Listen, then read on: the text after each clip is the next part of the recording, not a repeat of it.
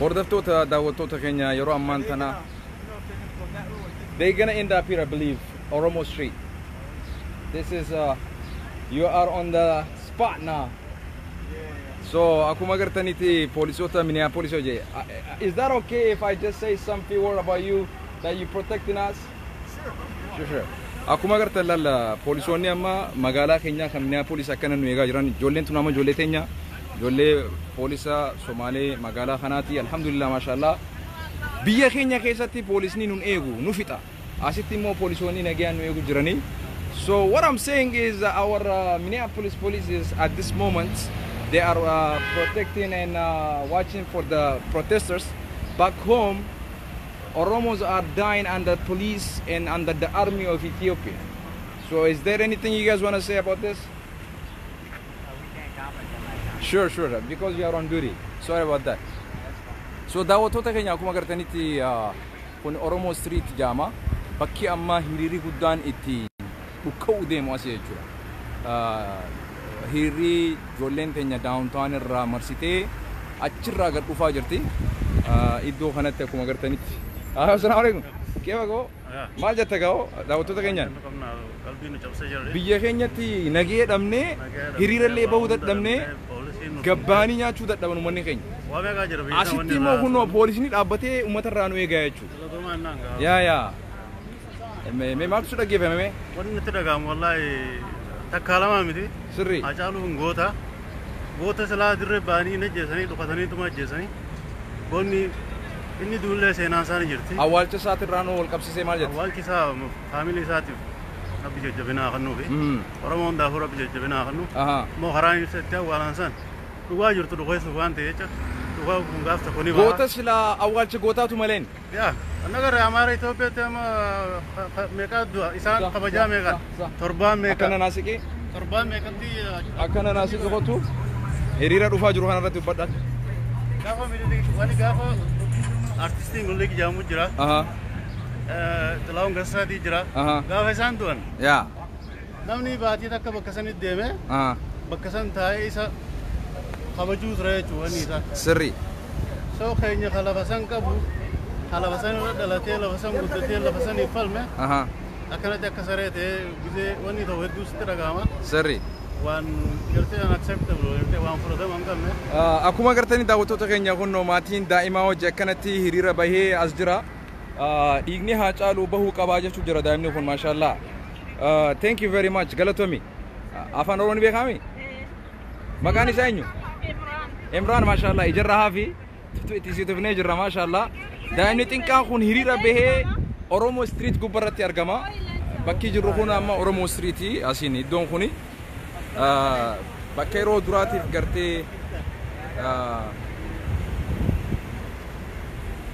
maqaa Oromootiin karaan kun haa moggaafamu jedhamee moggaafamee jechuudha.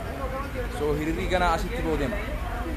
So akkuma gartanitti warri hiriira bahaa jiru Oromoon namni keenya kan magaalaa Minnesota qubatu asitti dhufaa jira. Hiriirri asitti raawwatamuuf deema. Asi iddoon cufuuf deemu jechuudha. Aye haja assalamu alaikum. Wa alaikum assalam. Hiriira irratti nu argamtanii isin arraan tan dhuftanii. Maaliif an irraa argame hangari wanta na olman jirra. Hiriirri kun guyyaa afreessaati. Nuti guyyaan Haacaaluun du'e irraa jalqabee akka Oromoon hundi duutetti waan beenuuf dalagaa hin seenne hojiirra hin jirru qabsootti deebinee jechuudha. Hiriira guyyaa afraffara jirra mee daawwattoota keenya maal dhamtan? Wanni nan dhaamu Haacaaluun du'e daawwattoota keenya Somaaloonni illee kunoo hiriira waliin bahaa jiranii. Assalamu alaikum my brothers. Alaikum assalam.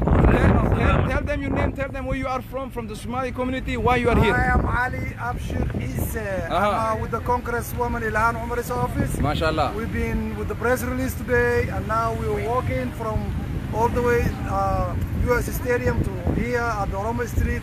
We are in solidarity to stand with our brothers and sisters in Oromia, back home and here. We are against all the injustice, all the killing, all injustice in Oromia is injustice everywhere. Everywhere. So you stand with the Oromo community. One blood in a wrong way, all of us. Absolutely. Thank you very much for standing up. This is humanity. Humanity, absolutely. And would you tell us your name? You know my name. Tell us your name. My audience don't know your name. This is Umar Jamal. I have been with the Oromo community yesterday, and I'm here with them today. And it's only one reason, and that is we're not going to accept the injustice and the killing and the arrest of happening in Addis Ababa now. Keep talking. My name is Abdirizak Bihi. I'm a Somali community leader in this neighborhood. I've been standing with Omar, with Ali yesterday. We walked all the way 94, all the way through the night. Today the same thing. The reason why I have neighbors of my brothers of the Oromo community that don't know where their parents are, that don't know where everybody is. We feel the fear. Do you know who's Jawar? Jawar Muhammad, he's from here. MashaAllah. He's from here. Allahu Akbar. He's our He was Somali. from here. Allahu We are Akbar. demanding for his release Right now. No condition attached. And not only that, he's the next president of Ethiopia. Inshallah. Allahu Akbar. Yes. Inshallah. Jawar Muhammad is the one who unites Somali community and the Oromo community everywhere. Daawwattoota keenya uummanni kun obboleeyyan keenya kan Somaalota kan magaalaa lakkoo waliin qabannu Jawahar nama keenya Let me tell you this. When the government tried to divide and confuse the people among the Oromo and Somali, Jawari came out and he said, stop this.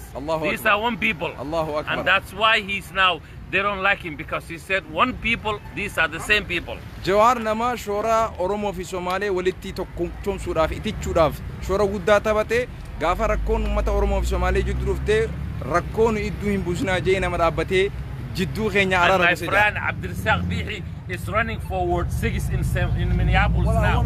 Daawwattoota keenya uummanni kuni magaalaa Minneapolis warra fiigicharra jiru ofisaaf. What I want to do is to start uniting our brothers and sisters here in Cedar Riverside, to Minneapolis, to America, Thank you very much. to Ethiopia. Thank you very much. People. Thank you very much. Daawwattoota keenya akkuma agartanitti Oromo Street gubbaa jirra ammaaf gara hiriiraa sanitti isin dabarsuu barbaada hiriirri ayyaayee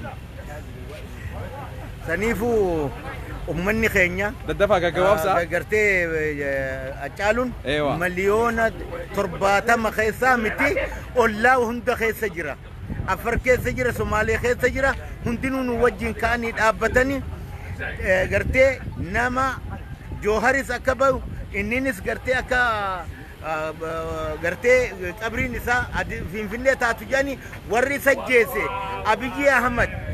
Abiyyi Ahmadu sajjeese Taakalaa Ummatu jeese Adaanesh Abbabaatu jeese isaan kun gartee seeratti nu haa dhiyaatanii warri immoo makka teessanii ummataan islaama masalaachiftan kan gartee Jawhartu namni sootiiti jetana dhageessan isin warri Jawhartu gartee arra jecha tana raawwate kajettan ka sheekha ufin jew kan masgida keessa ta'u ni baata quba qaba Obbo Jamal assalamu alaykum wabarakatuh. Wa alaykum salam wa rahmatullahi wa barakatuh. Hiriirri guddaan buqqee dhukkee ni beeka sanu baay'ee nama gaddisiisa. Aye Jamal naannoon kun ganda keeti. Yaa hiriira kana arguudhaaf akkana as dhaabbaduunaaf. Aya daawwattoota nama eeggadhu poolisa. Nama 500 oltuutu si daawwachaa jira Jamal. Dhaamsa addunyaadhaaf dabarsigaa. Sheikh Nasir, Ustaad Nasir galatoomii gaafii bareedduu akkanaa nagaafachuu keetiif.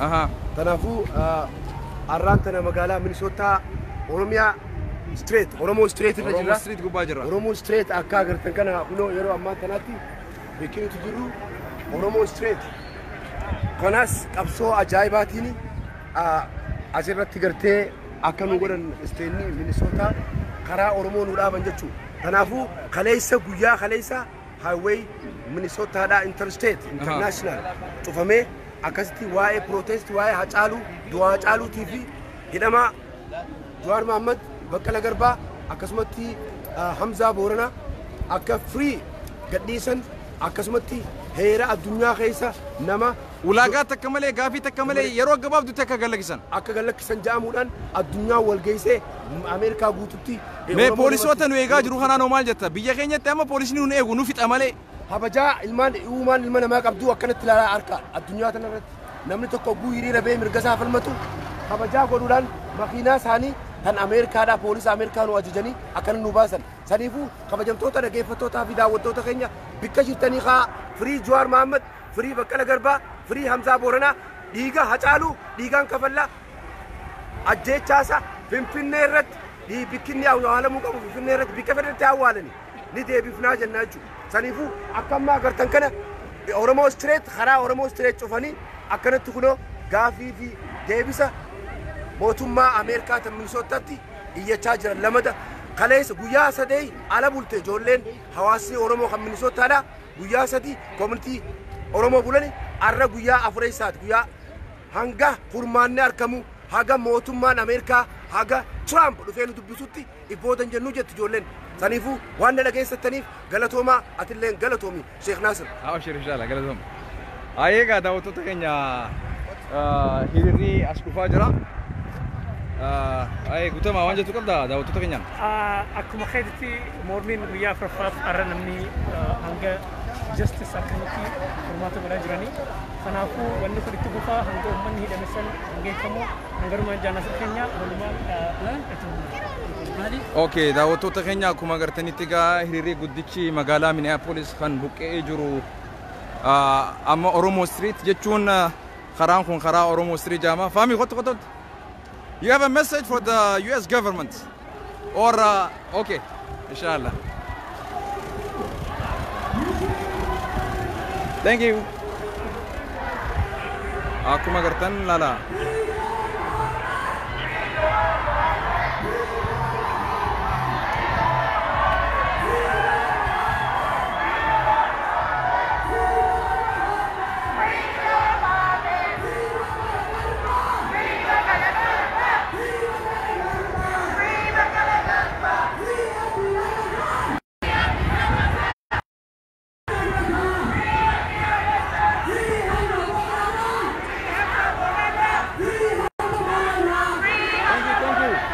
Obbo Najib bishaan hiraa jira obboleeyyan keenyaaf kan hiriira ba'aa jiranii bishaan hiraa jira Najib restaurant.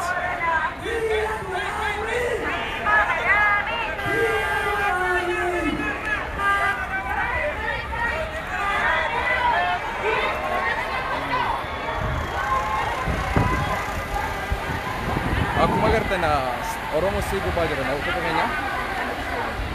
Assalamu alaikum.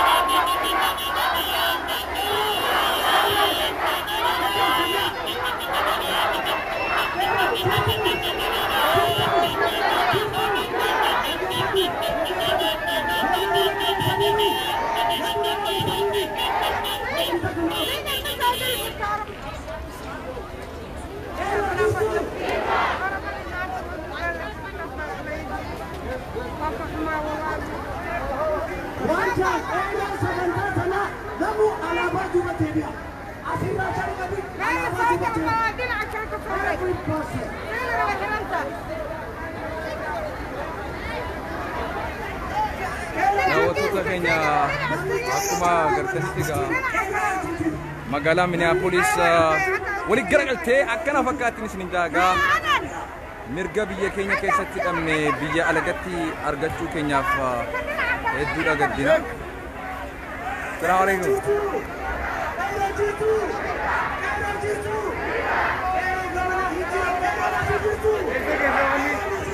Gamana jiraan gurbaan. Isheen fitu yaa gamas kuteen.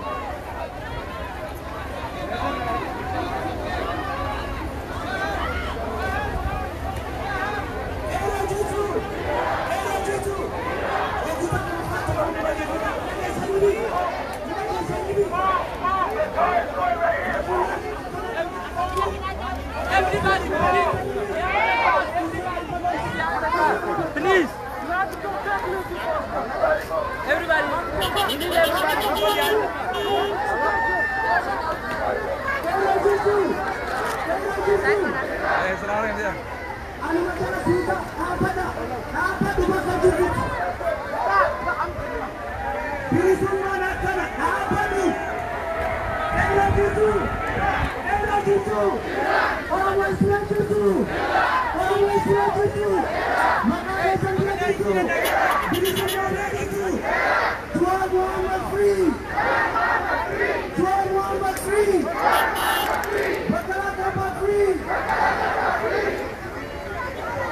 Everybody, let me tell you something.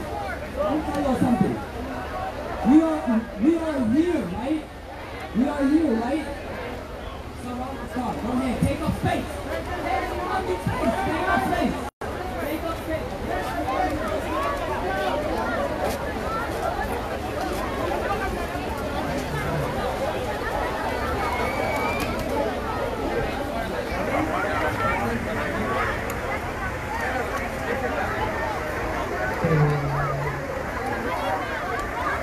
That's it.